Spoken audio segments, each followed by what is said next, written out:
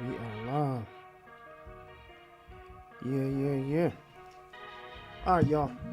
We Talk Weeklies after the talk of WPPMLP Philadelphia 106.5 FM. We Talk Weeklies after the talk with your boy Charles Gregg and the beautiful. Class Lady And Sparkle. the beautiful. Lauren Sizzle. And we are definitely in the house today, or this evening. I guess you could say this evening. We have a lot to cover. We're a little late. One of our guests fell ill, and so we gave her some grace today. So she'll be back on the show, I'm sure.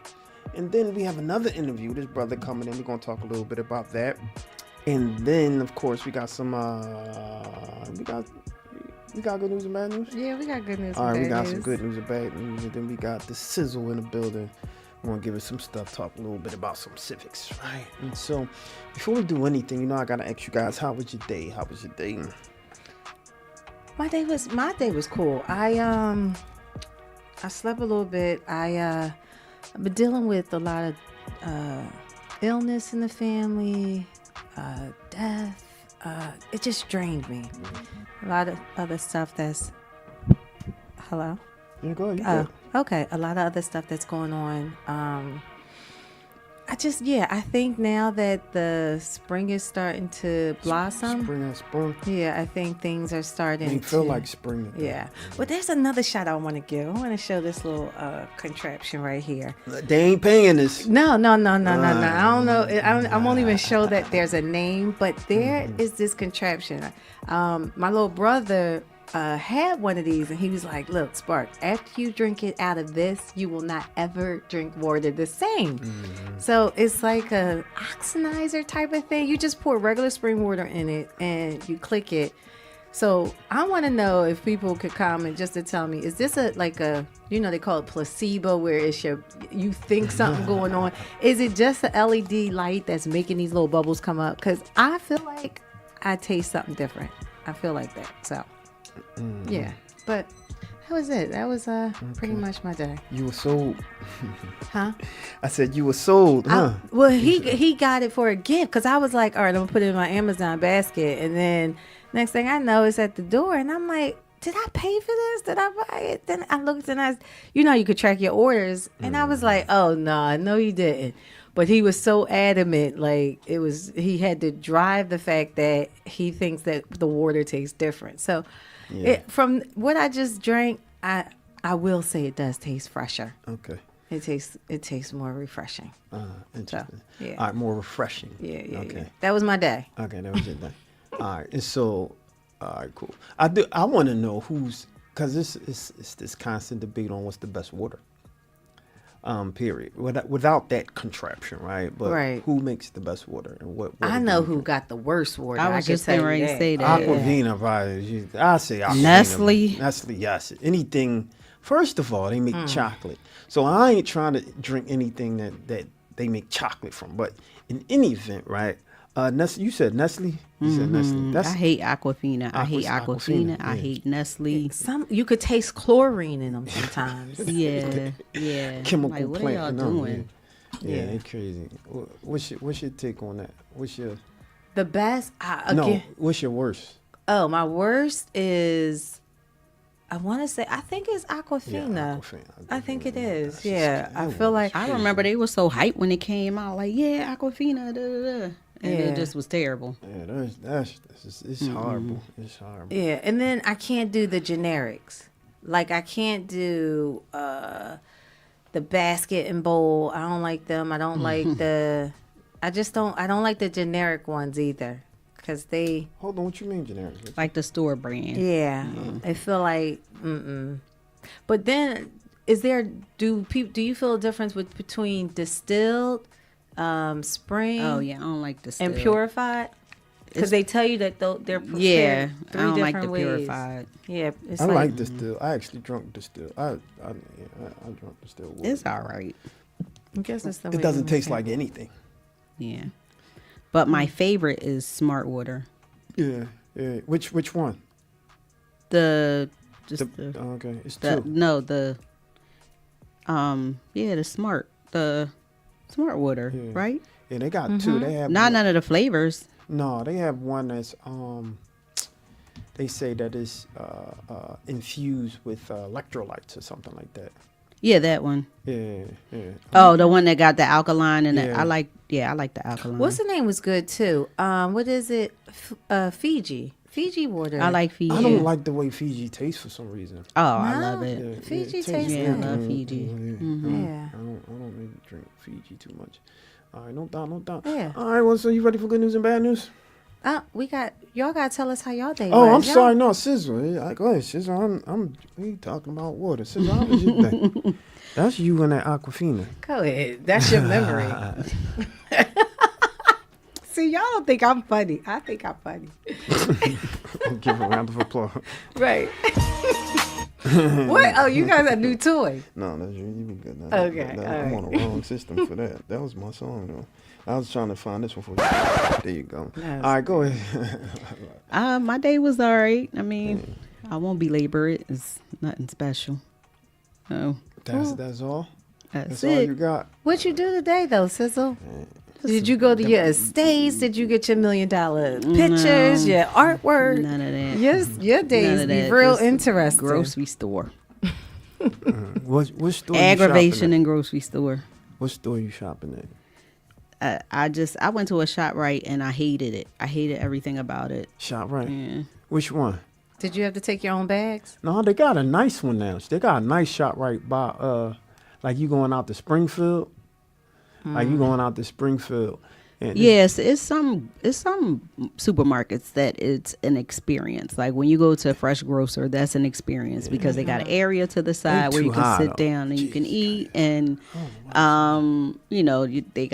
you can have lunch. You can it's an experience. But then they got the ones that's like, I want to get out of here. I don't even want to go in here. Can I order Ghetto. curbside? That's what you want to say. They got them ghetto It's ones. small. It's like a matchbox, and everybody just ripping and running all over the place. So what's your favorite supermarket then? I don't know. I think I like Whole Foods. Whole Foods. I mean, I like going there to shop because like they got like all the other stuff where it's like the aisles with the vitamins, the stuff that that's where for they- your skin and all that. So I like that. That's where they excel at. I like Trader Joe's. Trader Joe's is pretty So, good. yeah, Trader Joe's is cool too. They overpriced. They are, so is Both Whole of 'em. Foods. Yeah, both of 'em Jesus are, Christ, yeah. Whole Foods in a way. They ain't Yeah. cost You have to take your own bags, Sizzle? And ShopRite you do. Aldi but, yeah. you do, right? Aldi you gotta take your own bag. Yeah, or I don't know if they have the ones that you can buy. They used to. I haven't been in there They in a give long you time. cardboard. They say take this cardboard box Yup. and keep it moving. I don't mind. Yeah, I that's don't like good. shopping. That was I hate Save a shopping. Lot. Save a lot. Oh yeah, Save a lot do that too. Aldi do that. Is it Aldi out? Well, I don't know. ALDI, right? Aldi's. Yeah. What's, Tomato. yeah. What's up with you, see? How was your day? I'm busy long. All right, we need more information. It was busy long and longer. Oh, that. I'm just saying, like it's I'm just running around as usual. You know, it's always a lot preparing for the show, handling all this business. But Juneteenth is coming up. I got some news about Juneteenth, so that might be a good look. Oh, that's what's Yeah, up. you know. So We Talk Weekly may be at Juneteenth covering Juneteenth, y'all. So if you do see us, come by, get a quick little interview, sit down with us, talk to chat with us. You know, we in these streets, man. So we want to talk to the good old folk. So come to Juneteenth, right? In the community, man. You know, this is a PSA. You know, this ain't a commercial. This is a PSA. You know, Juneteenth is for the folk, the good old folk, people in the community. And so it's good to see a gathering of people. And as long as I have been there, I've never seen any issues, no problems, anything like that. That's why I like Juneteenth. The grandmoms be out there, hey baby, how you doing, baby? You know, and the goons be out there, you what's up, dog? You know what I mean? But everybody They out do there not. is good They don't people. talk like that. You know what I'm saying? So, you know, What's up, dog? That's how they say. I don't know, maybe. Maybe it's me. I don't know. Y'all, what's up, dog? Like, who be doing that now? I don't know why I do that no more. What's up, dog? Oh gosh, especially not how you do it. All right, but that's what I. So you ready for good news and bad news? Yeah, Give it to me. All right. Good news and bad news for Class Lee Spark Wildlife. Please. All right, so we have a packed good news and bad news. All right, as y'all know, I've been doing like a 60-second Trump administration update. All right, so here's what's making headlines under the Trump's presidency. All right, there's a shutdown to try to be avoided. Congress has passed a 6-month funding bill now waiting for Trump's signature. So hopefully the government shutdown will not happen. Crime crackdown, a major push against fentanyl aims to curb overdoses. So a lot of this tariff stuff that the president was talking about, he's now trying to allude that it's more for the push against fentanyl coming into the U.S. Trade war escalates. European Union hits back with a $28 billion in tariffs after Trump's steel and aluminum taxes. Did y'all hear about that? Nah. Yeah, they're not going. They're saying basically they're not going to be bullied. This is Right. This is Canada. Who? The European The Union. European Yep. Union. Oh, Yep. okay, got you. Travel restrictions, the new visa bans could affect citizens from 41 countries. The diversity programs ban. A court temporarily okayed Trump's ban on DEI initiatives in government and federal contractors, which we've all been talking a lot about, and a lot of pushback and resistance has been, towards the Trump presidency on those DEI's initiatives. So that was your 60-second Trump administration update. All right. So for our first good news and bad news story, there are 4 groups that are in talk to buy TikTok's platform. The U.S. operations before the April deadline, Oracle already is handling TikTok's cloud storage, is the top contender. Billionaire Frank McCourt and Reddit co-founder Alexis Ohanian wants to buy it and make it more user control. Microsoft is also interested in tech entrepreneur Jesse Tinsley, backed by YouTube star Mr. Beast, has joined the race. Trump says that all bidders are strong and he wants the U.S. to get 50% ownership. He also opened to extending the deadline to make a deal happen.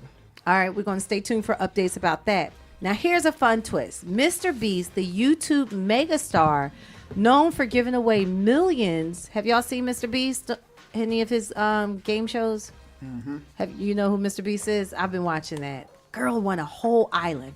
All right, he could end up owning part of TikTok. Again, 50% of this is supposed to go to the U.S. Now, if his group wins, we might see different viral challenges and giveaways built right into the platform. Plus, Oracle's Larry Ellison is a close friend of Trump. He could play a major role in shaping TikTok's future. This sale isn't just about business. It could change how we use social media. Also, did y'all hear that Meek Mill put in a bid to buy TikTok? What? He got that bread. He got that kind of bread. Well, no. People are saying that Meek doesn't have the financial he backing don't for got that TikTok, bread. which is worth $300 billion. He don't have that much Yeah, bread. yeah. He don't have Just that like much I'm bread. laughing, that's what they were like. They was Yeah, like, they was like, come on, Meek. yeah, they was, You don't have this. This is old white money. right, Meek, right. you got- Well, I you mean, got good Mr. money, but Beast this is old white money. Mr. Beast is. Oh, you said okay. Yeah, old white money. Yes, Yes, yeah. Well, yes, Mr. Beast ain't old. Yeah, but his people. yeah. I'm talking about this is old Okay, long. This is okay. long money. All right. That's long money. Who got them bees? Like Yeah, that, yeah. All right. Well, did you hear about the 2 Virginia high school track runners? I did. All right, so this is about Aaliyah Everett. She insists that the incident was unintentional, and she says people are misinterpreting the video. All right, the video shows that Everett hitting the runner, Kaylin Tucker, in the back of the head with a baton. Once Tucker began to pass her, however, Everett claims that a second video angle shows her arm got stuck and she lost balance after getting tangled with Tucker. Tucker, after being hit, was diagnosed with a concussion, and Everett's family says that after the incident, she received death threats.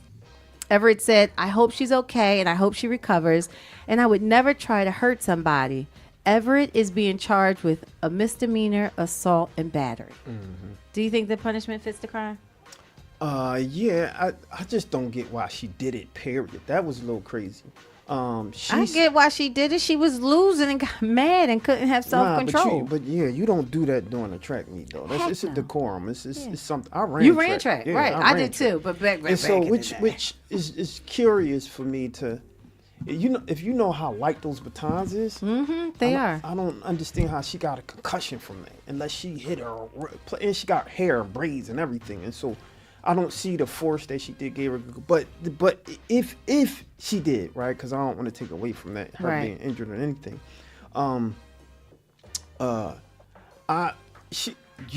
Like it's a decorum. It's like this etiquette that you have when you're running, right? When you're on a track meet, and like although they quote unquote a rival team, y'all still a team together and y'all running, right?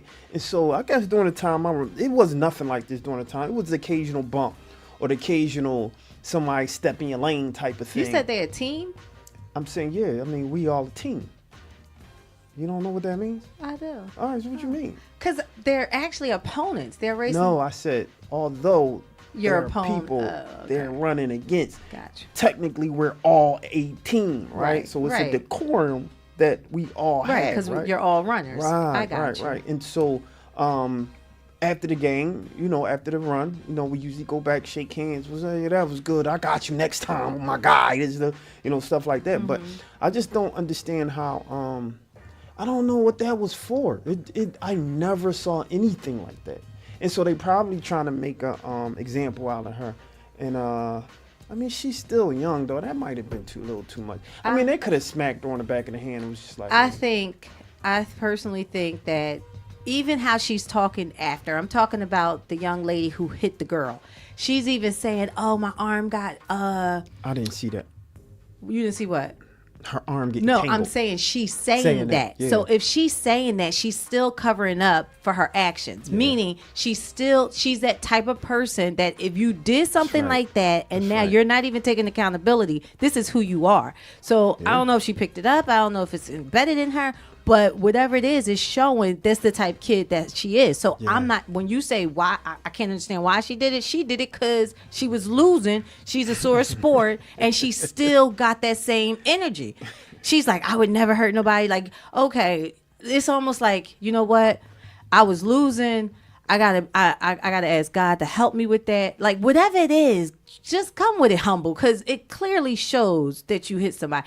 And the other thing, like you said, those batons are really light. I ran track umpteen years ago, but I do know that the girl who got hit with it, she didn't even know that she got hit until she got hit. So she felt something. So even though it's a thin object, you can't fake the fact that when she felt it, her reaction, even if it wasn't, because if it was to the point, she would have just kept running and passed her and just, speeded against her. But it is what it is. And I just really think that those parents need to talk to their daughter who was the assailant to say, it's got to be better. Because I think didn't this happen with the ice skaters? What were their names? Kerrigan. You can't. You're a sore sport. Yeah. That's all. Boss Chino said, I totally agree. I mean, it's one of those things. Like how I don't get like how you literally you're in front of the world. Like you had the audacity. That's my thing. It was just the audacity. He said she bust her in the head because she was losing. It's just that. No, that's real talk. And real for real. If she would have taken her what she did, at least to take it on the chin, but she cried. That's like crazy. Like even if you ain't crying live, you cried. Yo, like she said nobody is worried about my mental. That killed me. I said, yo, that was wild to hear. See them real tears. Yeah, that was wild. Yeah, and you on television and got caught. That was the crazy part. But all right, okay. So this next story is about this Civics Moment story is brought to you by EVEV, Every Voice, Every Vote, a collaborative project of the Linfest Institute for Journalism, with lead support provided by the William Penn Foundation. You can learn more at www.everyvoice-everyvote.org. Also note that the editorial content is created independently of the project's donor. So Philadelphia is taking care of business. Clean Corridors Program, better known as TCB. Now, this initiative is changing the game when it comes to keeping our neighborhoods clean and vibrant. One thing everybody say about Philadelphia, they call it Philadelphia or filthy Philadelphia. So the mayor heard it and said, we're going to do something about it. Under Mayor Sherelle Parker's leadership, the initiative is putting local nonprofits to work, beautifying business districts and surrounding area. And the results, they speak for themselves. Since January, TCB has expanded from 116 to 155 clean corridors, covering 136 miles of the city. Over 300 cleaning ambassadors are out there every day. Nearly 400 trees have been planted. Y'all remember that back in the day with the trees and stuff. And vacant lots, they were once eyesores, are now maintained green spaces. Hopefully we can get gardens in there, fresh fruit. At least, we'll be able to hopefully give that food away. Kale, spinach.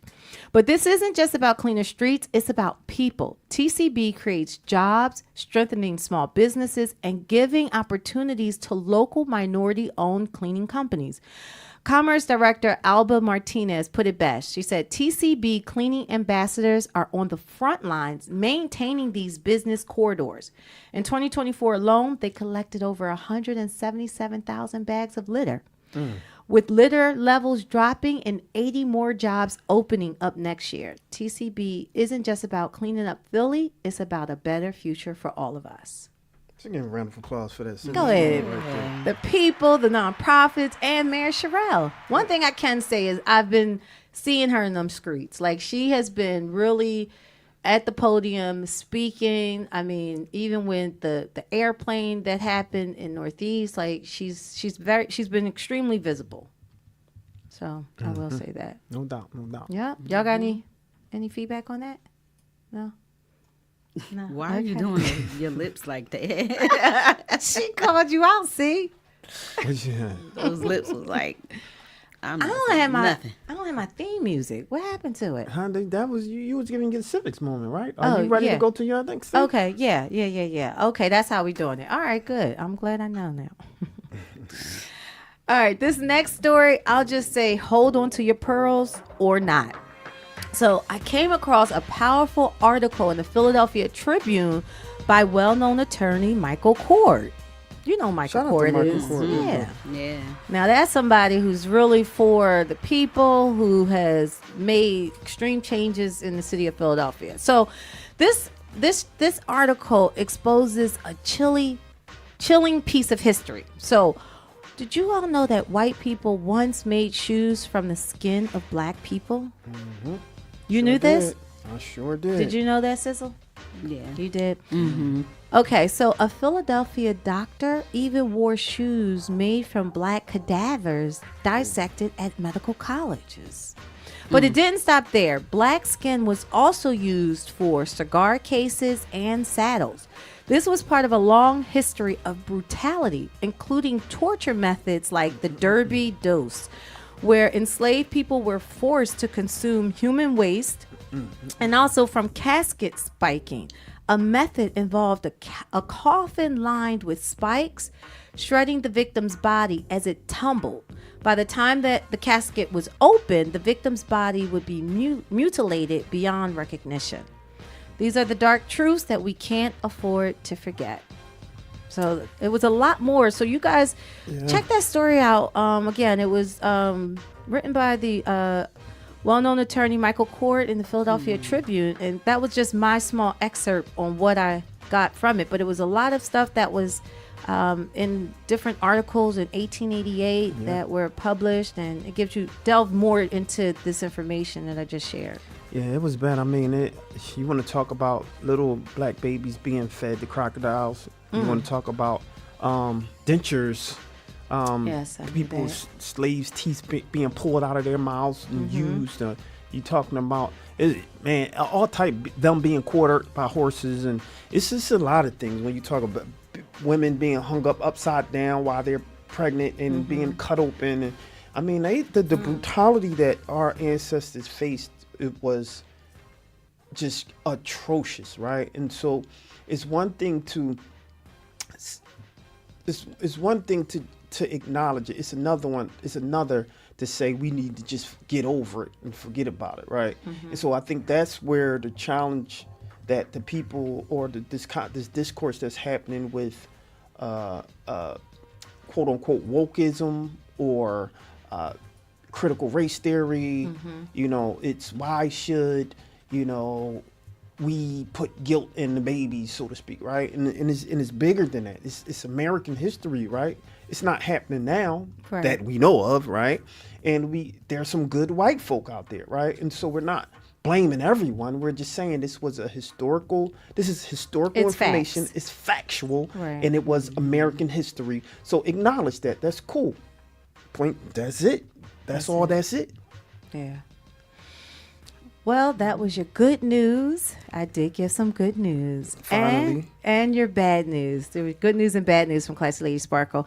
And also, you guys, don't forget that we are independent radio. We rely on your contributions. If you want to send in a monetary one, you can always do that at our Cash App, which is $ We Talk Weekly. Or if you want to give in another kind of way, you can always follow us on any of our platforms at wetalkweekly.com. You can comment, you can share, or you can subscribe. Or visit us on our website at www.wetalkweekly.com. WeTalkWeekly.com, man. Make sure you like and subscribe. Make sure you share. Make sure you tell a friend to make sure you follow We Talk Weekly. Subscribe, and donate if you can. $ We Talk Weekly on our Cash App. We got Zelle too, the Venmo. I think we have all of that. And so just donate a little something. That's how we continue to do what we do as a service to the community. We're hyper local. We stay in them streets. We give the news, and that's why we continue to do this and interview the good old folk like we have coming up shortly. So I don't want you guys to go anywhere. When we come back, you already know we're gonna have let's have a sizzle. You want sizzle? Sizzle gonna give us a little moment. We'll be right back after this, y'all. We just want to get a little background as to who the Fantastic Noise is and the noisemakers. If you can let us know. Yes, absolutely. So once again, I am Fantastic Noise. I am the original noisemaker, so no one's going to make as much noise as me, okay? And right here we have the Noisemaker Band. This is only half of it. The other stuffs are upstairs. My Kevin Lamar, Lonnie, and Dobbs, who are the actual band members. These are the background singers. And we came to make some noise. We came to bring that noise today. That's what we trying to do. That's it. Right. Yeah. And how did you guys get together? Oh man, so it started with, I've been doing this on my own for almost 3 years now. And man, I guess each of these people here have different background stories. Most of us went to the same church together, and we just kept going. This one, her here, this is one of my assistants here, one of like my biggest supporter, my biggest shooter here. She's an assistant. So we just been building, and the same thing with upstairs with the band, just meeting through people, kept networking, kept seeing, and it was just like God ordained. Bam, here we are. Awesome. Yep. Well, could you guys do We Talk Weekly a favor? Yes. Can you give us a drop in a melody type way? Oh, a melody type way? Yes. Okay. So We Talk Weekly? Yes. Okay, so we're going to do something like this. We Talk Weekly, come and hear us. We Talk Weekly, come and hear them. We Talk Weekly, come and hear them. We Talk Weekly, come and hear them. We Talk Weekly, come and hear them. We Talk Weekly, come and hear them. We Talk Weekly in the building. We Talk Weekly after the talk of WPPMLP Philadelphia 106.5 FM. We Talk Weekly's after the talk with your boy Charles Gregory and the beautiful. Classy Lady And Sparkle. the beautiful. Lauren Sizzle. All right, so you already know, Sizzle. Why don't you holler at me? All right, so make sure you guys subscribe to We Talk Weekly on all social media and major podcast platforms. And if you want to support us even further, you can make a donation to $ Cash App, $ We Talk Weekly on Cash App, or you can go to wetalkweekly.com where there's an option to make a donation via Forgot about PayPal. that. Yeah, thanks for that. Yes, there is. There is. All right. So Wendy Williams, she is speaking out against the conditions of her guardianship in an interview on The View. So for those she who was on The View? she called in. I was about Yeah, to say, she I wasn't missed that. there. Yeah, she called in. But for those of you who aren't aware, a guardianship is a court-ordered arrangement where a judge appoints a person or organization to make decisions on behalf of a child or an incapacitated adult, excuse me, thereby granting the guardian powers similar to that of a parent. So the state of New York has 3 types of guardianships. One is the Article 81. They also have Article 17-A and guardianship of a child. So in order to qualify for Article 81 guardianship, the court has to determine that the person is unable to provide for their own personal and financial needs, and that they're incapable of making decisions on their own, and and they also have a risk of harming themselves, but they're unaware that they actually need assistance. So in 2024, Wendy Williams' team had reported that she was diagnosed with aphasia and frontotemporal dementia. So Wendy Williams called the View. She called in and she was stating that she was having a little agita. So she went to the hospital. So she said, it was my choice to get an independent evaluation on my now I can't even say it right. Incapacitation, which I don't have. She said, how dare they say I have incapacitation? I do not. So she's talking about those who are over her in her guardianship. Yeah. So she also described her living conditions, where she says that she's staying on the memory unit floor, where there are like 70, 80, 90-year-old people, and they don't, on this floor, you don't remember anything, and that's why I guess it's called the memory unit floor. But Wendy Williams, who is 60, says she stays in the bedroom majority of the time. So during the interview, the View host, Sunny Hostin, she had to read a statement from her guardian lawyer, about the guardianship, and said that the guardianship was issued by a judge that declared you legally incapacitated after a diagnosis of frontotemporal dementia, and says you have not been kept from your family and you are not receiving excellent care. So Wendy Williams kind of fired back, and she was just like, I need them to get off my neck. So, lately Wendy has been speaking out against her guardianship. So Wendy is just tired of this Britney Spears guardianship, and she wants to get her life back. So I hope, a lot of people were just like, Wendy Williams on The View, like they were like wanting that to kind of be like her comeback or whatever. She still has her strong following. But yeah, I would love to see a Wendy Williams come back. And she really didn't sound like there was anything wrong with her. For context, can you give, because you mentioned Britney Spears about her guardianship, just kind of to explain that a little bit. The conservativeship that she was in? Yeah, the conservativeship. Is she still in it? No, I think she finally got out of it. But it's like when you're, it's similar to a guardianship. Yeah. Like you have no control over because Wendy was explaining, like, she was like, I can't, all my clothes and everything that I had, and they have control over that. Like, she can't have the stuff that she wants to have. She can't make her own decisions. That's crazy. And the guardian, what's her name?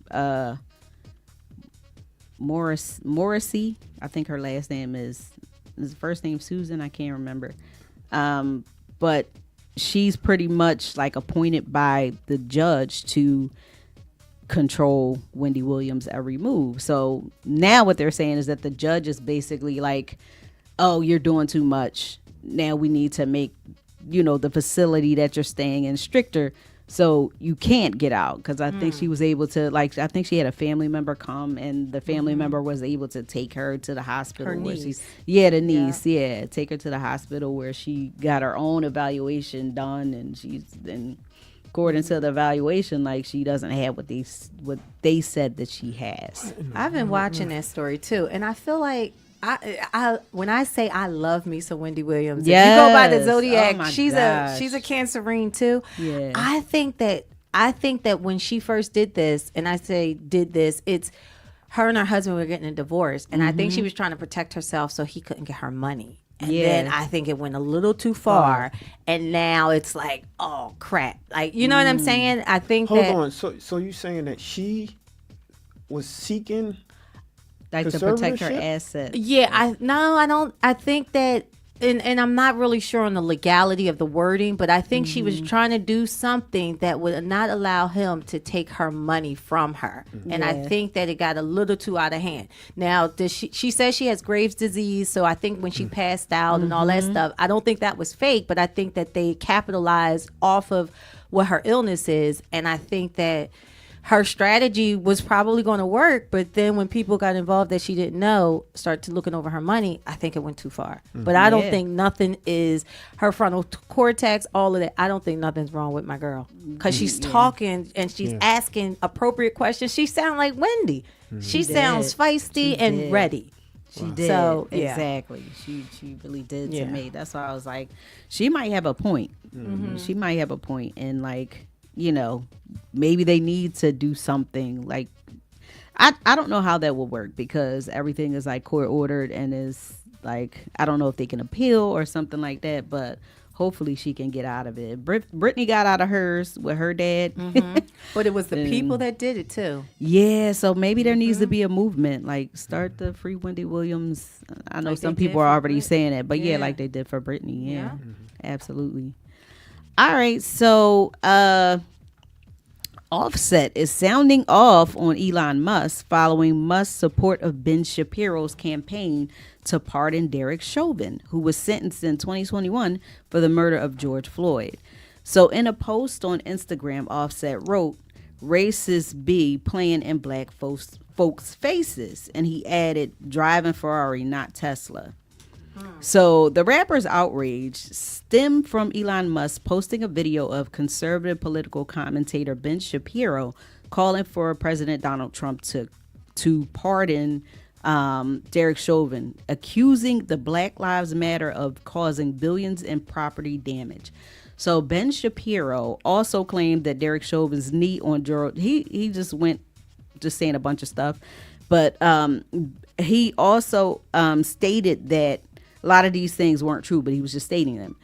Derek Chauvin's knee on George Floyd's neck did not cause the immediate death of George Floyd, and he attributed the death to use of fentanyl.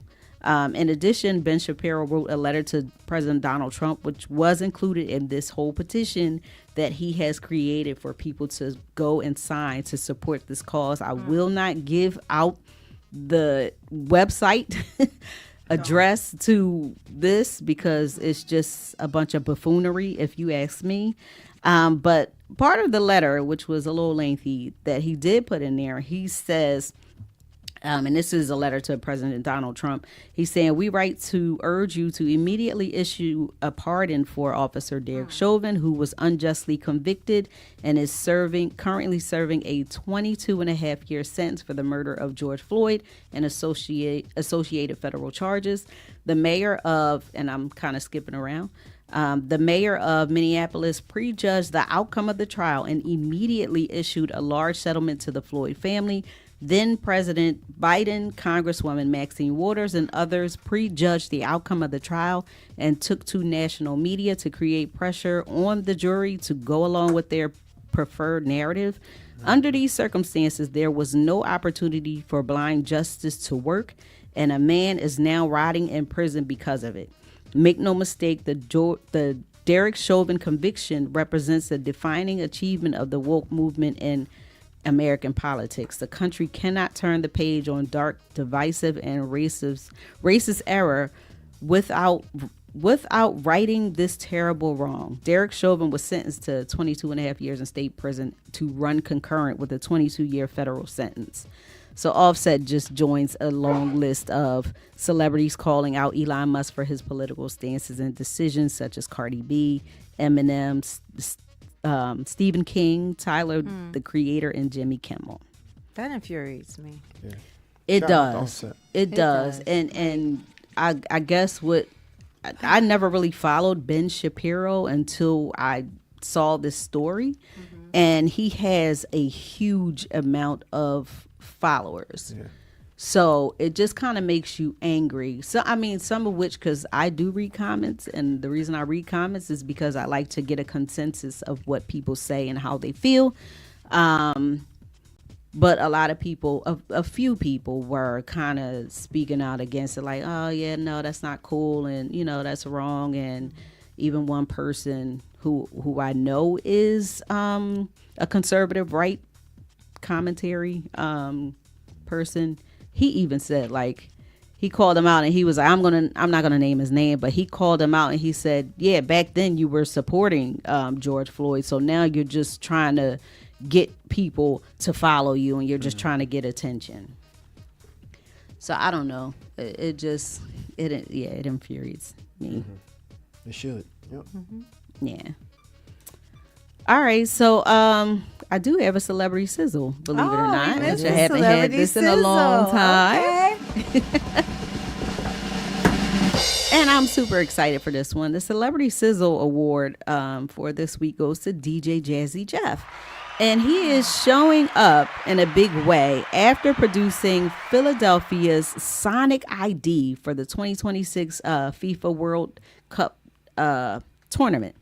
So FIFA announced for the first time in FIFA World Cup history, the 2026 tournament introduces city-specific sonic identities, which is a celebration of unique energy and cultural vibrancy with local producers for each of the 16 host cities.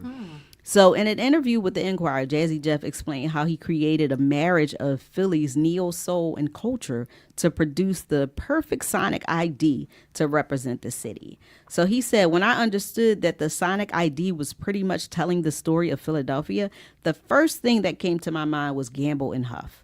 So this is the biggest sports event to come to Philadelphia ever. So if we're going to do it, we're going to show people who we are. Right. So Jazzy Jeff's song will be played during FIFA events and matches at the Lincoln Financial Field.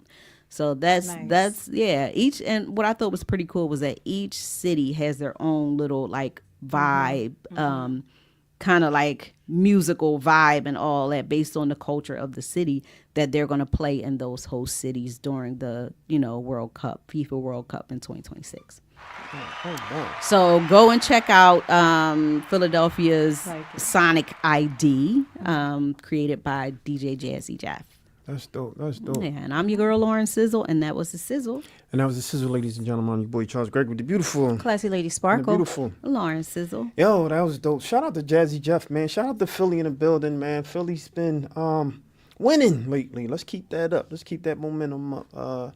Super excited that the Birds, we pulled that chip. Yeah. People have been coming here just to tour Philadelphia. Yeah, they always do that. No, I mean, it's even more. Yeah. Like, and what the initiative with the TCB that Mayor Sherrill is doing, like, they know that people are coming here looking at us. Yeah. No doubt. All right, no doubt.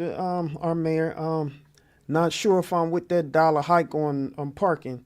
We're going to have to talk about that. We already struggling. You want to increase parking. And there's something wrong with that. Yeah. But there you go. We talk weekly after the talk of WPPMLP Philadelphia 106.5 FM. We talk weeklies after the talk.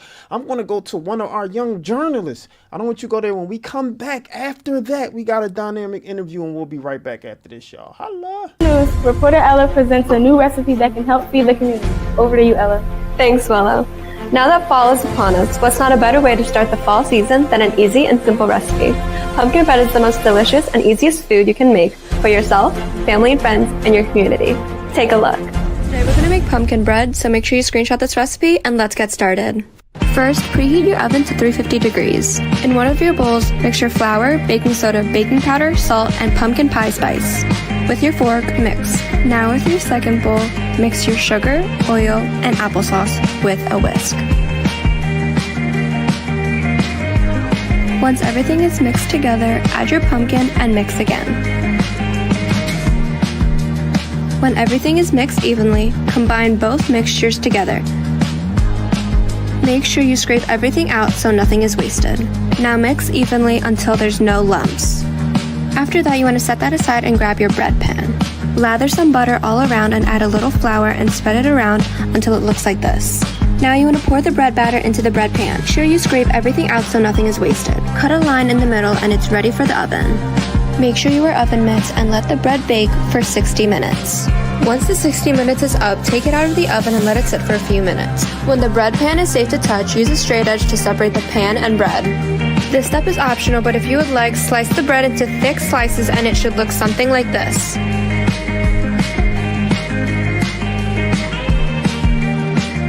You are all done. Dig in and enjoy your pumpkin bread. This pumpkin bread is the perfect way to feed your family, friends, and your community. Willow, what did you think about this recipe? I think that this recipe is perfect for the rising fall weather. Substituting the egg with the applesauce is a great option for others with an egg allergy. Thanks, Willow. I'm Ella Guanzon reporting for Youth Civic News. Back to you, Willow. We Talk Weeklies after the talk on WPPM on Pete Philadelphia 106.5 FM. We Talk Weeklies after the talk with your boy Charles Gregory and the beautiful Classy Lady and Sparkle. the beautiful Lauren Sizzle. All right, so who do we have today? You know, this is my favorite segment of the show. Why? Because I get to talk to the good old folk that's really in them streets, that's doing some good work. So who do we have today? All right, so today I am excited to announce that we have Kawi Abdul Rahman. He's an attorney, but affectionately called Esquire by his family. Rahman was born on Plattsburgh Air Force Base in New York, and he was instilled a deep sense of duty of community, later shaping his path into law. Mr. Rahman's family relocated to the Richard Allen Homes located in North Philadelphia when he was a child. But after earning his political science degree from Cheney University and his Juris Doctorate from Thomas School of Law, he gained 25 years of legal experience serving his Philadelphia community and earning the first Judicial District of Pennsylvania Pro Bono Public Law Award. Presently a resident of West Philadelphia, a proud member of Omega Psi Phi Fraternity Incorporated, Mr. Rahman is a dedicated youthful football coach, husband, and father. Y'all already know what to do. Let's give a warm We Talk Weekly welcome to Kawi Abdul Rahman. My brother, how are you? Excellent, my brother. How are you? I'm good. Alhamdulillah. Look, guys, first of all, my brother, Ramadan Mubarak. Ramadan Mubarak. You know what I'm saying? You know, we in a holy month right now. You know, everything is good. We getting out those things, you know, trying to replenish ourselves so we can go forward. So, first of all, I usually start with how was your day, but since you're in Ramadan, how's your Ramadan coming? You know? My brother, one of the things is it's been a beautiful day. Unfortunately, Yeah. the grade let us know that the days move too fast. Yeah. So when people ask me how's Ramadan, it's moving too fast. Yeah. Because you know we have opportunity to have extra prayers, Yeah. do extra ibadah, and the fact that I can't do it soon is starting to bother me. We halfway through. The night's the 15th night of Ramadan. Yeah, fast. 15. Yeah, that's already 15. halfway through, I right? remember the first. I remember the first. There you go. So let's start from the beginning. You know, you've been pretty active with kind of like your just civic engagement period from like your family. And shout out to Richard Allen, Ram Squad in the building. You know, I remember those days. You know, and you just coming back, and now you in West Philly. Shout out to West. That's where I'm from. You know, so when we talk about kind of like how everything started, let's start from the beginning. What got you involved in just kind of noticing that there's some challenges in our hoods, right, in Philly, and then wanting to make the steps for change, so to speak? Yeah. Firstly, it's peculiar because I wanted to be a veterinarian. So I'm actually at the University of Delaware playing for Tubby Raymond, Okay. biology major. Shout out to Dr. Chapman, who was also a veterinary pre-vet guy, who's my vet now. Wanted to go to Tuskegee University for veterinary school. My brother got arrested for homicide. And at that point, I knew that he didn't do it because we knew who did do it. But more importantly, anyone would do. So that term you would hear growing up, anyone would do, is not until it affects your life that you realize it means anyone would really do. Yeah. So after 18 months sitting in Holmesburg, I realized that I may not be able to help him, but there's going to be a lot of people after him because there's a lot of people before him that's going to need representation, who's going to understand the do's and don'ts in our community. Do. Try to listen to the police as best you can. Don't think that they're not going to mess with you because you didn't do something. Just because you didn't do something don't mean you can't end up on state road, in state prison, or the like. Yeah. You know what? I'm gonna park it there real quick. So, what advice would you give someone that may be in their car, right, and they get stopped by the police, what advice would you give them? Police walk up, knock on the door, boom, and go. All right, let's before you park it there, tell me a little bit of There you go. what you want me to do. Are we dealing with a person who has the paper Delaware tag on their car, with the tent all the way around the car, who just ran a stop sign, who brakes don't work, who has the whole front bumper off? If it's that person, he's in trouble. Let's go with the average person. The average person, me and you, goes They to got work their every day. registration, everything is good. Everything insurance, is fine. yeah. What I tell people is don't wait for the police to walk up and knock on the window. Roll the window down. Okay. That eases some of the tension. Maybe not all, but it eases some of the tension. One of the things that we often forget is a lot of bad cops. Yeah. But I believe it's more good cops than bad cops. I agree to that. So if you get stopped by the police and you engage in a manner, now we all know you may not think you were going too fast, but we know we're going fast. Yeah. You may not think you ran a stop sign, but you didn't stop all the way and look both ways. You may not thought you ran that red light, but you seen it was yellow and you still want to keep on going. So at the end of the day, you know he's not stopping you typically for nothing. Right. I'm talking about guys like us. Yeah. And when he stop you, officer, license, registration, insurance, I'm already got that for you. Gotcha. And I got that for you. We already where we need to be. Not know what you stopped me for, not to try to antagonize and create a situation. I always akin it to living in West Philly. And Richard Allen, I didn't have to shovel. I never had to shovel because they shoveled for us. Yeah. But when I moved on Woodcrest, my first house Westfield. outside of the area, my next door neighbor, Mr. Ken, my other next door neighbor, I would shovel. And what that meant was I'm shoveling for myself and for them because I know a neighbor is a neighborhood. So if you treat your neighbors properly, now your neighborhood will be treated properly. And while I'm saying that, we tell them with the police, but I'm not leaving that. Now you have a person who shovels their car out, your neighbor. Yeah. You park your car in that spot. Neighbor knock on the door and say, could you please move your car? You're not shoveled out. And you go right to filth, farm filth to your neighbor. The police don't stand a chance. That's that's the point I'm trying to make. So oftentimes we say respectful people will treat the police respectfully. The disrespectful people don't care because you treat your neighbor the same way you treat your cop. Got you. Yeah. Interesting. And so I totally agree with that. But what do you say to the mom, right? That is terrified. Son just got, their license. They finally start driving. The mom like, oh, I'm scared because, we know what's going on with these kids. What would you tell the mom? Like, how would you, because, you know how it is with black folk, right? We the only ones that have to give that talk. Unfortunately. So to speak. We have to give that talk to the kids. But what do you tell the mom? Like, how would you coach her to talk to her new son, just riding her, got a new car, all that? What would you tell her? The same thing you tell your kids about anything else that you do. Okay. The same way you told your kid to go to school, mind his manners, be respectful in school. The same way you tell your kid to go to class and be quiet in class and do your work and mind your business. Yeah. Those are the things that good moms and dads are doing to their children all the time. Yeah. And the fact that you gave your kid a proper upbringing is going to be a lot easier to deal with them. But I also tell people this. Philadelphia has 1.6 million people in it. 1.6 million. When you start talking about the crime, do we really have crime in the city? 1.6 million people. So when you start talking about homicides, it's less than 1% of 1%. Yeah, that's When you true. start talking about police really shooting people in the street at traffic stops, I can't even say that's less than 1% of what. That's it's a negative number. Right. When you still do 1.6 million people. So if you really look at it in the grand scheme of things, we're not that unsafe in this city. We're not that unsafe from each other, nor we're that safe for the police. So if you just treat your kids to be respectful, the percentage of bad officers are just as small as the crime that's happening against people against traffic. I totally agree to that, and I think the issue is, and I'm very hard on legacy media because they lead with if it bleeds it bleeds it leads, right? And so if every day we turn on the TV and the first thing that come on in the news is somebody got shot, somebody got killed, robbed, X, Y, and Z, you would think that nothing else happened in Philly but that bad things happen in Philadelphia, right? That's what our president told us. That's what I'm saying. And so when you have that, then the perception becomes reality. Yes. Right? And so now we believe that, Philly is off the hook. All right. So now everybody's scared. And so moving forward, what do we do, right? Because you're civically engaged in the community, if we know that what you're saying is a fact, right?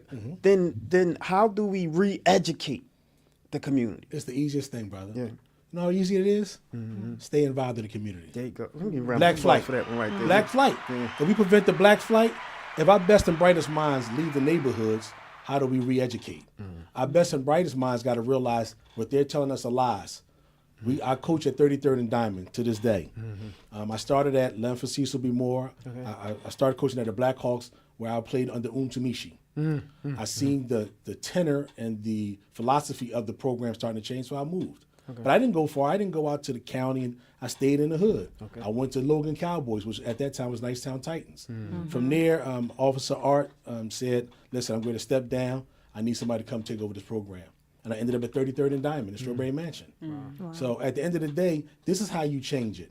When they see Coach Q, who's a lawyer, who's running to be a judge, and he's still in the neighborhood, still here with the kids, still doing the things in the neighborhood that needs to be done, and not afraid of coming out here with our kids, not afraid of our kids, not afraid of our own community, it makes it a lot easier to re-educate. Now, talking about that, you said running for judge. Yes. Let's talk about that. So, I was trying to walk through that Oh. first. Oh, you know, okay. we gotta make him a person first, right? So this is how we do it, right? I've been taught by the best. You see how I jumped in there? Yes, I got should have waited, but I was taught by the best. Go ahead, see. So what we like to do, right, is because we're hard on candidates, we're really As you hard on should be. candidates, As you right? should be. And so because we like to keep them accountable, right? Yes. And for us, right, we interview everyone. We interview everyone, especially candidates. And what tends to happen is people don't even know who they are. Every mayoral candidate came on our show. That's right. That's right. And so, and the thing is, it's like somebody might jump in a race. It's like, where you come from? And you talking about you doing stuff for the community. Who are you? So no one would have known that trajectory that you said from being in the hood, right? Talking to Ms. Johnson, your neighbors, doing this for them, shoveling snow. From the kids, you working with the kids, playing football, transferring over there, not going out of the hood. You could have went to the county. Now, we painted a picture of who you really are, right? So with that said, right? Fast break. Everybody, right. break. All right, I took the Hail Mary. So as you said, running for judge, this is a special election coming up. Tell us first, before I even get into the disparities and a lot of Philadelphia exonerees are coming out. Tell us the importance of the special election for judges that people don't realize. That's right. Well, one of the things that people don't realize is since you guys have had every type of candidate on, probably outside of the presidential, because they're afraid to come to talk to us. Yeah. So if you're dealing with the governor, the president, the mayor, Right. if you look at their office themselves, how do they really affect your daily life? They don't. That's right. Who affects your daily life? Who gets to tell you whether or not you can see your son every day or every other weekend for 2 hours a day with a security guard watching you? Wow. Who else get to tell you whether or not you have 30 days to leave your property? Yeah. You're going to be locked out. Who else has the ability to say your sentence is 20 to 40? Life Football in prison. numbers, yeah. And we're talking about someone who affects your life those ways, but more importantly, a judge can also sentence you to death. The governor can't do it. The president can't do it. The mayor can't do it. None of those people who we elect and we have all the big turnouts for Right. can affect your life daily. The policies and stuff may influence your life, but they can't affect your life. You're talking about, I'm telling you right now today, you walk into court, you walking out in handcuffs. Yeah. We're talking about you have your son, we're taking your son from you, giving it back to the mother, whomever, right then in the courtroom. Right. We're talking about you going in, knowing that you had a home over your head, to having nothing, to being homeless. That's what a judge has to impact. But we don't think about judges that way. Yeah. And the sad part is, and this is the part that a lot of people don't know, but being in the system for over 30 years now, from a public defender in Dade County, Florida, to being a law clerk for 10 years for Joel Johnson in family court, for being in private practice also for 20 years, is not a portion of courts that they can put me in that from day one, I'm not ready to be able to be on the bench and understand what needs to be done to be treated fairly and justly in a courtroom. Unfortunately, in the city of Philadelphia, major cities in particular, when the judges are elected, typically they put them where people matter the less. You hear about how these judges, when you go to CJC and a person gets sentenced, and you'll hear people in the hallway, well, that judge never practiced criminal law. Well, why then would they put that judge in there? We have civil law. Why not put them over there? Yeah. They get their practice with our life. They get to practice with our children's lives. They get to practice. When they didn't have an opportunity to learn and sharpen their tools before that, they get to learn once they become a judge with our lives, because our lives, again, don't matter. Yeah. When you think about civil court, judges are moved out of civil court when they mess with that money. Yeah. When them big firms say we have a medical malpractice where we're looking at $100 million settlement and the judge messed that up, that judge is gone. That judge is not going as quickly when a person is, like you were talking about exonerated people coming home. Yeah. When a person isn't found guilty by a judge who let evidence in that shouldn't be let in. A judge who would not declare a mistrial because the evidence was not right. That judge is not going to be moved from criminal court. That judge may be applauded for doing what they're doing. Interesting. Go ahead. Can you tell, for our people that are watching, like, what are some of the things that you feel like separates you from the other candidates that are running? Well, I mean, if you know, I got them very and simple. It's one thing I can say that's very simple. When you ask, because everybody grew up, some of us grew up in projects, some of us didn't. Some of us grew up in single family homes, some of us didn't. We all went to law school. We all took the bar. We all practiced some type of law. Again, if you're going to be put in the proving ground where it deals with our lives, you want someone who knows how to deal with our lives when they come in. For example, imagine you have a kid who was 16 years old, possession with intent to deliver. Now, Tenford Brown, I grew up in Leonard Brown, 801C Justice Place in Richard Island. Tenford Brown was a known notorious drug corner. Suppose I walk down to the corner and I'm just shaking somebody's hand, friends of mine are there, and I'm standing, I'm just looking up and down the street. A court can say, I'm a lookout. That means I'm a conspirator to a drug activity because I'm from the neighborhood, I know people in the neighborhood, and I know how easy things can happen. So I'm looking up and down the street. No candidate can tell you this part of life because no candidate knows this part of life like me. So now he's 16 years old. Whether he was selling drugs or not is irrelevant. The fact that he was adjudicated delinquent for selling drugs at 16. Then at 18, he's again arrested and convicted of selling drugs. You heard me say adjudicated at 16, convicted at 18. Why is that important? He has 4 points on his record. The number only goes up to 5.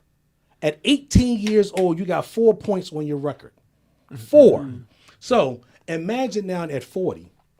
Is that 16, 18-year-old the same person at 40? Typically Absolutely not. not. Typically not. But the sentencing guidelines give you some wiggle room if you understand who you have in front of you. Right. So if you have a person now, when he comes in, he says, listen, Judge, I know I made a mistake, but I have a family at home. I have a mortgage. I work at SEPTA. I work at whoever, the city. I'm paying car notes. I'll take my kid to football practice. There's no way in hell I could send that person to prison.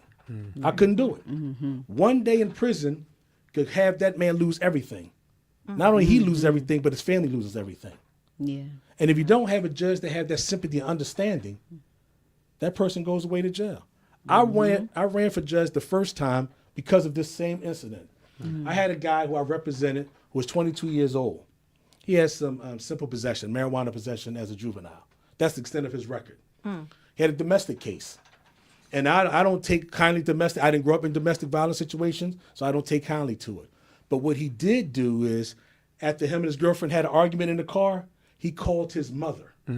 He took the girl to his mother's house. They had to sit down immediately with his mother and cried in front of his mother. For a black man, what did that mean to me? What did that mean to you, Shiz?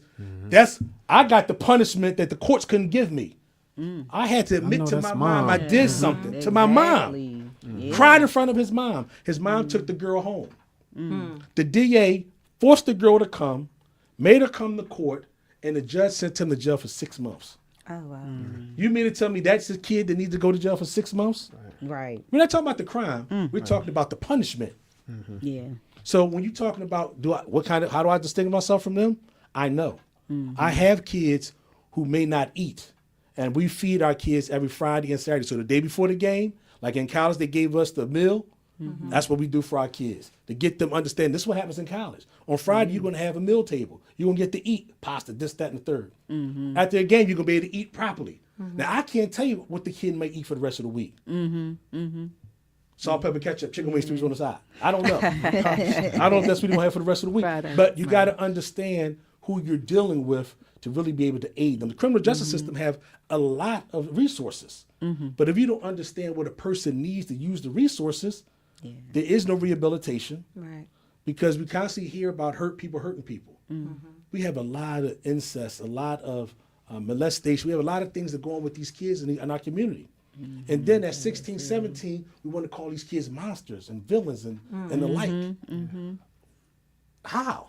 Yeah. And if you can't see that person for that person, you'll never be able to judge that person properly. Yeah. So that's what makes me different from a lot of people. Wow. That was profound. Yes. Yeah. What do you see that currently is in the Philadelphia judicial system that there's a gap that you could fill? Well, And I know what you just said about what separates you, but what do you see currently? one of the things that I see currently is, like I said, we have resources, but you have to be able to recognize the calling out that oftentimes, especially young black men, won't ask for. So when they come in the courtroom and they sit and they doing this and they leaning, they're calling out, believe it or not. And if you can't recognize it, coaching these little kids have shown me a lot of things. And I tell my coach, I say, listen, we have to be mindful of who you have to chastise roughly in front of kids, who you got to pull to the side, who you have to coddle. You have to understand what it will take to get the best out of that player. And that is one of the things that I'm learning. I don't care what candidate you have to come on here. Not one of them going to say they're doing something in the community with our kids. Not one. Yeah. So I want to know, like, cause we got a few comments here, and pretty much the consensus is that it follows kind of the trajectory of what we hear about D.A. Krasner, right? That he's soft on crime, right? That he's just simply, there to kind of forgive. And I totally don't believe it, and I feel like he was a breath of fresh air for me, personally, especially after someone like a Lynn Abraham, right?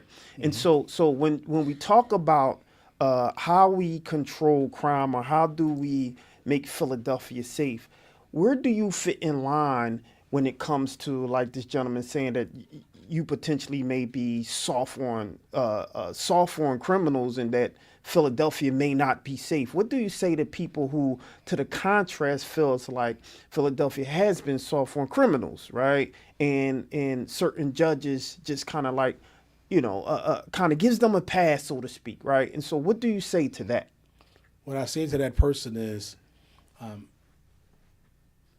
pay attention to the numbers. When I went away to college in 1986, we had 9 state correctional facilities. 9. We have over 20 now. Now, one of them are empty. Yeah, they full. And who feeds most of these systems? Philadelphia. So how soft are we on crime? Yeah. If these 20 plus facilities are full or almost full, Wow. and they're coming from Philadelphia and Allegheny County, how soft are we on crime? Yeah. Are we soft on the crime that we should be soft on? When you're talking about kids who are stealing, you're talking about kids who are trying to eat. And again, that's not everyone. And for that person who's talking about that, let's talk about basic understanding. There are some people that should not be in the sandbox with me and my family. And what we're talking about is this. We're talking about being able to recognize the difference between a person who needs an opportunity to be rehabilitated as well as a person who needs to have someone to show them. Because everybody hasn't been shown how to be a productive citizen. Although we want to believe that everyone hasn't been shown that. There are kids on my program who run the house at 10 and 11 years old. Run the house. What they say go at 10, 11 years old. So at 15, 16, how do you tell them anything? Yeah. Right. So it's not about being soft on crime because we have laws. Right. But when you have laws, should it be a law, in fact, that I'm charging you with the harshest of crimes for the same crime that if a white person would have done it, would have not gotten charged the same way? We never talk about that aspect of it. Soft on crime, how? Yeah. People who shoot, check the stats and see how many people up on State Road with $100,000 bail, $500,000 bills right now. Check them stats and see how many people are sitting with $200,000 bills for having a gun who's convicted and shouldn't have had a gun on them. Right. If you check the stats, that's not factual. The same way we have 1.6 million people in the city, and the crime is not where it's supposed to, where people think it is, it's the same way. So, no, I would not be soft on crime, because the same way your grandmother I would protect, the same way I protect my grandmother. 100%. The same way you want to protect your kids, the same way I would protect my kids. So no, sitting on a bench doesn't mean that you give people a pass because you look like them. Of your color don't mean of your kind. But you have to understand, what kind are they? Are they the kind that need some help? How many kids really have never got hugged? Yeah, that part. People don't, being a football coach is more than just coaching little league football. It's trying to make men. And if you're trying to make men, you have to be well-rounded and give them everything. When they see me out there and say, Coach, why do you do this? Your kids, none of your kids are out here. You still out here buying kids helmets and cleats and making sure these kids are fed. These not your kids. They are my kids. That's right. So that's the same person I'll be on the bench. If you harm someone, I don't know if you harm my family. And I want you to harm my family. So therefore, I will have to do what's needed for the city to be protected. Yeah, and I like to hear that, because for me, I like to see that people are normalized, right? Yes. Which is the reason why I try to get to know who you are first, right? Because what happens is, as I stated, like, you see these glamorized campaigns, right? Make them, you have dynamic, agents and everything, try to get you in certain places, and they make you look fantastic, right? Doing the job, I get it. But then when they get in, it's like, yo, you said that you would do X, Y, and Z, right? So how would you, once you become judge, right? How would you suggest, not even just you, but any other person that got on the bar, got on the chair, how would you suggest people hold them accountable, right, for doing things that they said that they wasn't not doing anymore, right? And so if someone, are upset or feel like they're not doing, these judges aren't doing what they say that they're doing, then how do they hold them accountable after that? Well, the question is, you got to first vote in the people that should be there. That's right. Vote. 100. That's the vote. That's the 1st We're going to part. talk about that, but go ahead. Yep. That's the first part. So a person is not doing what they need to do. You Right. hear in the streets that this judge is slamming people who shouldn't be slammed, because at the same time, and I don't want to try to bash the brother who did put the statement out about being soft on crime, Yeah. but until it affects your family and you see your family unjustly sentenced, that's when it hits home. But there's a lot of families who had people unjustly sentenced. So it's already hit home for them. Now the question becomes, are you out voting to make sure it's not done to somebody else's family? So that's how you hold them accountable. But I tell people it's easy to hold me accountable. I'm at 33rd and Diamond, typically from April to November, coaching people's children.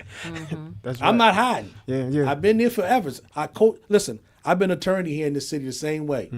And a person can say he didn't do this. I'm in the same spot every year, 33rd and Diamond, from April to November, and I'm there. Right. So if you think I was that bad of a person, I didn't care. I sold people out of. I'm there. Yeah, 100%. Now, since you brought this up, when we talk about firearms, right? There's conversation and there's a lot of issues as it relates to illegal firearms and these ghost guns and everything that's coming in. How would you suggest we as Philadelphia, as a community, that we handle it? Some people argue about, the gun laws, right? They should be stiffer. Some people argue with one of the things that I always argue is, make it easier to get licenses, because then that pretty much who has a gun, right? Absolutely, but absolutely. When I got my gun license, they made it so hard to get a license. So if that's the case, right, something as small as, well, at the end of your name, why does your license say Junior on it, but this document say it doesn't say Junior? It's like, come on. I mean, As I got older, I stopped putting it on. So something like that would then put somebody to say, well, then forget a license. Then I'll carry another way. So that said, what do you suggest as it relates to gun control? Again, I'm a historian, so I'm going to start off. I'm not going around the bush to the question. I'm just going to tell you how I look at the question.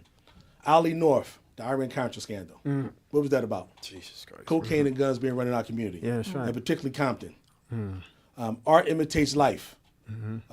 What was it called? X. Remember Ice Cube was X? Yeah. And he said, the freedom that we have may not be free. And this guy said, you mean all the time they've been paying us to haul cheese and we hauling guns? That's right. And what they do, they just took the guns and put them in the community. I believe when you start talking about these ghost guns and other guns in our community, just like we talk about cocaine in our community, people are putting them there. People sold crack because of the exponential amount of money you can make off a small amount. So if I get 28 grams and I start at 28 grams and I put a little Superior B and some baking powder and I slow it up and crank it up and make it bigger and I'm coming back at 60 grams, then I'm doubling my money off that 128 grams. Let's talk about that part. Well, if you go buy a Glock, you go buy a Glock 19 and that Glock 19 is $500. Yeah. How can the hell I'm gonna sell it on the street for $200? Yeah. Only I can sell it for $200 if I got it for free. Yeah. I'm not gonna pay $500 lose $300. Yeah. It doesn't make sense. So we all know that when it comes time for these things to get on the streets, either you're getting it for free or you're getting it for next to free. So even speaking about that, a lot of the crime is because of, like, just say minimum wage. Pennsylvania is, you got Delaware who's increased their minimum wage. You got New York.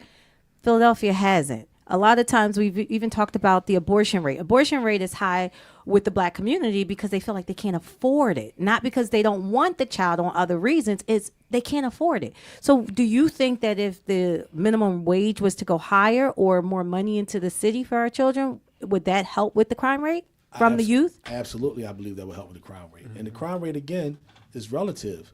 So growing up in Richard Island, we had Harrison School, which is now closed. Worcester Elementary School, which is now closed. Carmen, which is now closed, which is now Spring Garden. So when you start talking about elementary schools in a neighborhood where the neighborhood kids didn't change, kids are still there, but where are they going to school at? Are they even going to school? Do you even have options for the schools that they had when I was growing up? Kearney is now a blue ribbon school. I went to Kearney. It's a blue ribbon school, but you know what's a blue ribbon school for? Northern Liberties. What's that Northern Liberties now? $300,000 or $400,000 homes. Yeah. So at the end of the day, yeah, minimum wage is important, but we cannot start without making sure our kids are educated in order to get these jobs. How many kids can't read or write? Yeah. Oh man, they was talking about that, and they're saying that some of the quality of the learning that some of the kids they're not getting anymore. They're being shoveled. They don't know how to Yeah. sign their name. They don't learn cursive. Yeah, that's heavy. That's heavy. So let's jump into how people. All right, so I'm gonna start because you mentioned this, and I wanted to jump on this because we do these little civic moments, right? And for every voice, every vote, and we talk a lot about the importance of voting and how some people feel like, why should I vote? And my vote doesn't count, or you better vote, X, Y, and Z because the ancestors and X, Y, and Z, right? So I just want to ask you the question, and I'll start with, as a civics moment, why is it important to vote? Well, it's important to vote, and particularly to understanding who you're voting for, because that's the only way you're going to have change. You think about how Wilson Good, what is Wilson Good known for? Osage Avenue. Osage, the bombing, yep. That's what pretty he's known for. No one talks about Wilson Good when it comes to making sure buildings can be taller than William Penn's hat. Remember how They forgot about that. this city said you couldn't build a building bigger than William Penn's hat. Look at the west side now of Market Street. Comcast 1 and 2. Liberty 1 and 2. That's right. It looks totally different than the east side of Market Street. That's right. And why is that? Because they wanted to make sure our sister, Sherelle Parker, good, bad, how you want to think about her, she understood one thing. We have to go ahead and put a shot into the community in order to be able to grow that community. The east side of Market Street is horrible. Nothing is going on the east side. But Wilson Good is only known for Osage Avenue, not for the revitalization of the west side of Market Street. That's insane to me. And because we voted for a black man, the first black mayor in the city, we don't even give him the props that's needed. So then we start saying we're just going to vote for anybody instead of voting for people who can help our community. John Street, the revitalization of our communities, getting the blight and stuff off the streets. That's right. Something as simple as that. We don't even talk about that anymore because we let people come in like Mayor Kinney, who tapped out in the middle of his second tenure and said, okay, this is where we are. And how's Mayor Kinney even the mayor? What made him marriage equality in the first place. We went from having Rizzo, who is a high school graduate, running the 5th largest city in the country. His brother's the chief of police, the other brother's the chief of the fire department. We are crazy the day is long. But we will vote for other people because we think their ice is colder. That's right. That's right. We will hold their feet to the fire more than we will hold our own. Wow. So we are nonpartisan, right? We don't lean to any side. The one thing that we always say is that we're going to support people who we know is supporting the community, right? How would you manage your judgeship being fair to everyone that's within the community? How would you run with that? And that's the thing. I don't see, and again, we talk about race doesn't matter, because I'm going to see more of us in court than anyone else. But because you see a sprinkling of someone else in the courtroom don't mean, oh, I get something surprising. Facts are still the facts. Poor is poor. I had Professor Salim in law school said, listen, Rahman, is not going to worry about color, this, that, and the third. He was a guy who was down with SNCC back in the day. He went to the Peace Corps. He did all those things, but he said, I'm at an age where I see poor would be the dominating factor.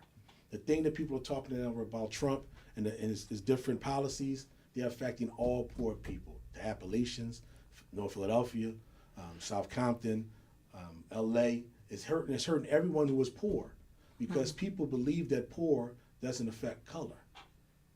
Color affects poor because if you're poor, it doesn't matter what color you are. So you're. I'm sorry. No, go ahead, finish. So when the people come before you, regardless of where they come from, wherever zip code they come from, a lot of these stories are the same.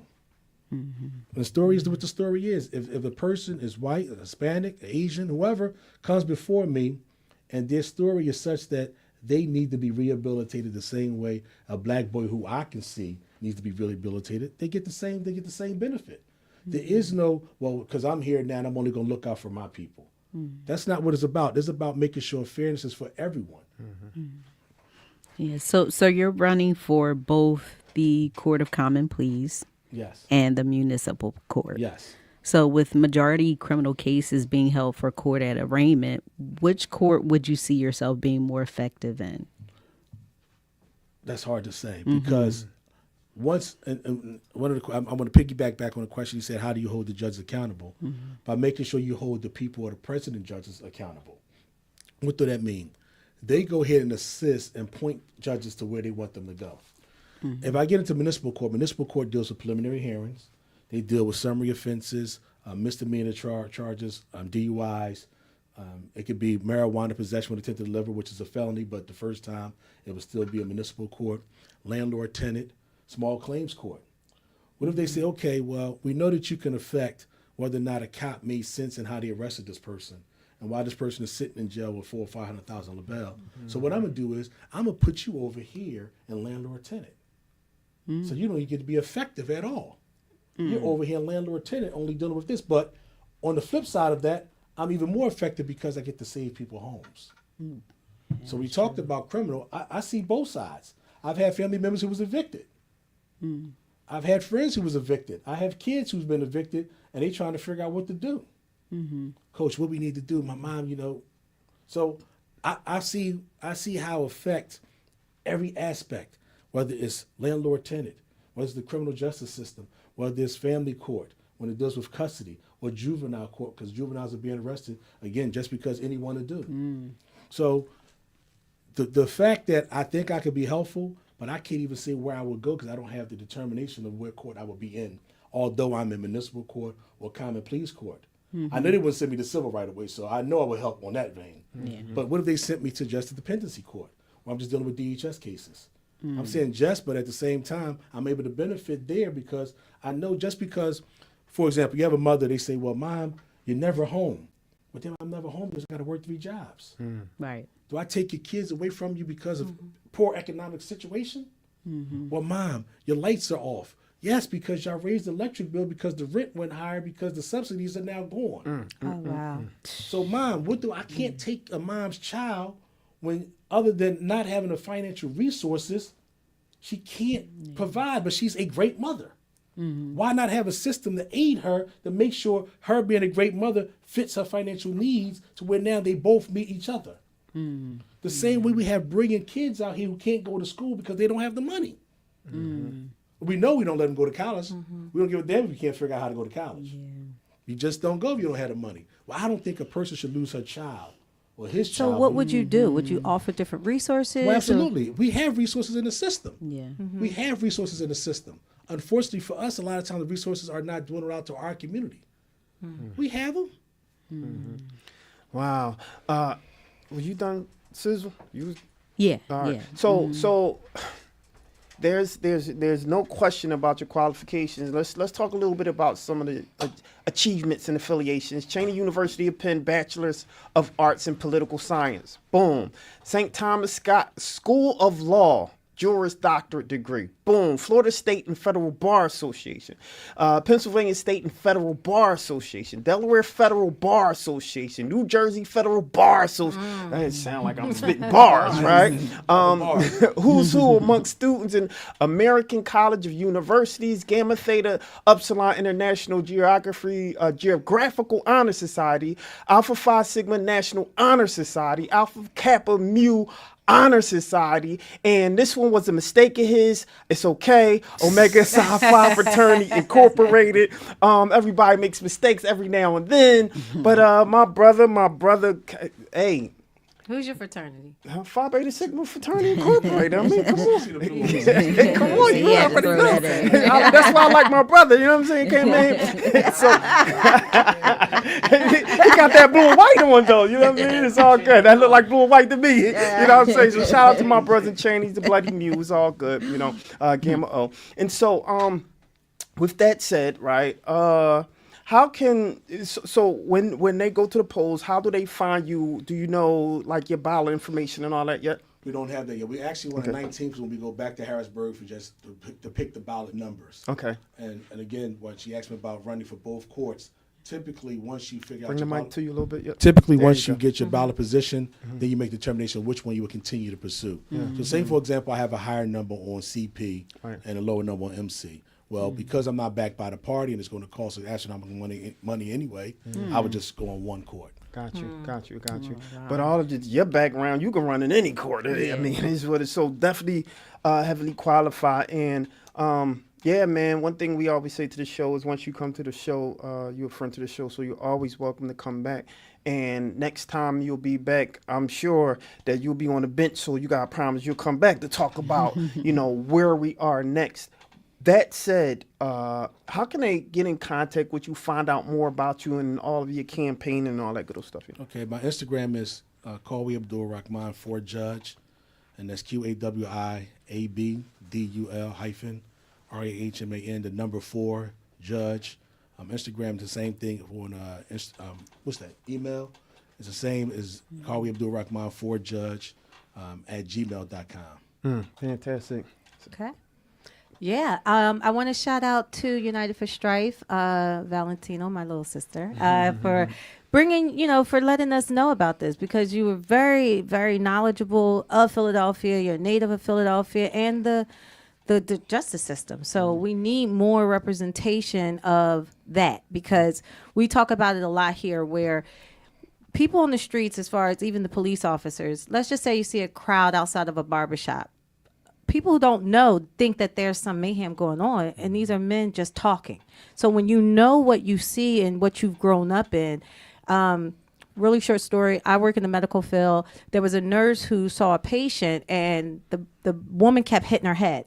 Well, she was now going to be put down for schizophrenia. Well, a nurse came in and said, no, she has hair extensions, a weave. She's scratching her head. If that black nurse didn't come in to talk to this white nurse who was about to put her down for schizophrenia, she wouldn't have had that type of representation. So I say all that to just wrap it up to say a lot of times you need that representation to know what's going on in your community. So thank you for joining us. That's right. It's called cultural competence. I mean, people need to, at the very least, a quick class on cultural competence. Yes. It's just that Some simple. things you can't even teach. You have to just grow up in it too. Yeah, you know? Yeah. Well, I did a class with some of the judges, it was dealing with interpretation and how we speak, and whether or not a court reporter gets it down properly. Oh wow. Because all that is important. Lost in translation. That was the name of the talk, and it was an article that ran in the Inquirer. And when they brought me to talk about it, that's one of the things I said. Well, we can have sayings in our neighborhoods outside of join. They think join is just join is a join, but at the end of the day, if you say I don't fool with somebody, if it's an intimidation case or a case that deals with some violence, that could be I don't mind harming this person. That's right. It had nothing to do with that. That's right. Lost in translation. That's right. Yeah. It was a case where, I mean, the gentleman went to the bathroom and was like, "Yo, I'm about to blow this thing up." They interpret it as like, "Yo, you really gonna blow this up?" No, it's like our own little colloquialisms and some of the things that jargon and some of the sayings that we say. And so, there you go. So, my brother, it was an absolute pleasure to have you here. Same. You're more than welcome to come back. You know, we like to try to peel back the layers and get past like what you running on, because it's easy to follow the script, right? Yes, And that's what generally happens. You know, they go on these press junkets and these little conversations and they follow the script. But when they kind of get pulled out, well, who are you? It's like, wait, what? That's not what we came to talk about, right? But you're the real deal. You official tissue, and it's good to hear. It's a breath of fresh air to know that there's people in the streets. And one thing that we say that we don't support any party. We support the people who's really doing stuff in them streets. That's who we support. So kudos to you, my brother. Thank you. Just, as a side note, I pray that the Lord continue to bless you. And just continue, continue fighting a good fight. We need people out there in them streets and protecting those kids. Listen, you are a ad hoc / hybrid father to a lot of these kids, right? And that's one of the things that, believe it or not, they want to see, these young men want to see, because they don't get an opportunity to see it. And the first time they do see another figure there, they become intimidated, and it becomes like, yo, who are you? Yes. Because they never see that. Yes. But that hug thing is real.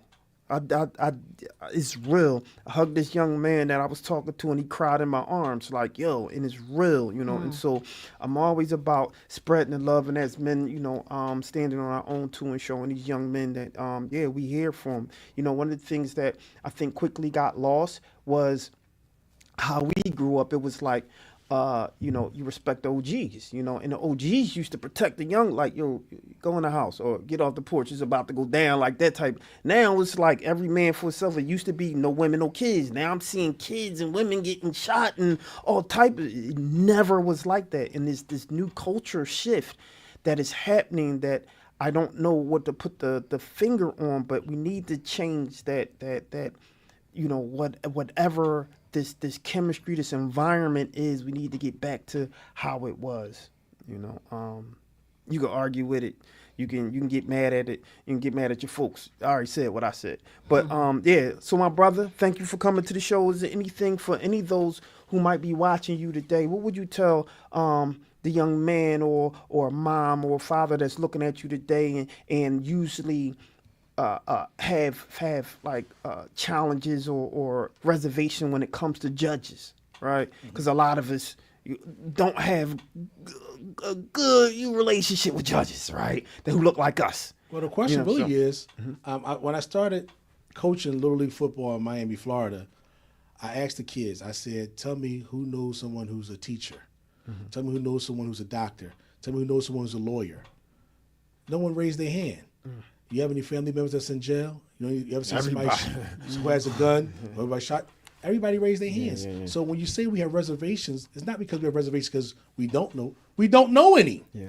So we don't know how to respond or how to do it. So what do we do then? We do the fallback. Yeah. White is right. Yeah. No doubt. We're in a bad situation, brother. Yeah. We're in a bad situation. We can't believe that this Negro want to be what? Who is he? Yeah. And it's a shame that we still have that mindset that how is he qualified to do it? Yeah. Wow. Well, round of applause for my brother over there. You know, I kept you a little longer than, I mean, we usually do a half an hour interview, but you was spitting bars, and I like that. You good information. That's a sign that we like you, you know, so inshallah. So continue to do what you do, my brother. Appreciate Continue, and again, like your people, he's more than welcome to come back. So just reach out to us if you're getting closer to, so when is the actual election? Primary is May 20th. May 20th. Sizzle, you talked about that. So we'll talk a little bit more about when to come out and vote, when to go out and vote, and how important it is to make sure that you vote. And so we'll follow this gentleman up to May. And we only got, 2 months now? 3 months? it. Yeah. Jeez, comes that quick. came up fast. comes quick. But we don't even think about the primary no more. We just think of the next president. That's it. Yeah. That's it. And so we The got to person do who can't better affect with your it. life. Yeah, that's right. That's right. It's still we talk about it's the local Yeah. folks. You need to get involved with the local folks. We don't do that too much. But there you go, ladies and gentlemen. I don't want you to go anywhere. Well, that's our show. We out here like last year, ladies and gentlemen. I'm your boy Charles Greg with the beautiful Classy Lady and the Sparkle. beautiful. Lauren Sizzle. And we'll see you next week on the other side. We out here like last year. One more time, how can they get in contact with you so they know? Call me Abdul Rahman for Judge. Call me Abdul Rahman for Judge at gmail.com. There you go. Round of applause Bye, for you. y'all. And we out here like last year, y'all. Peace. Peace.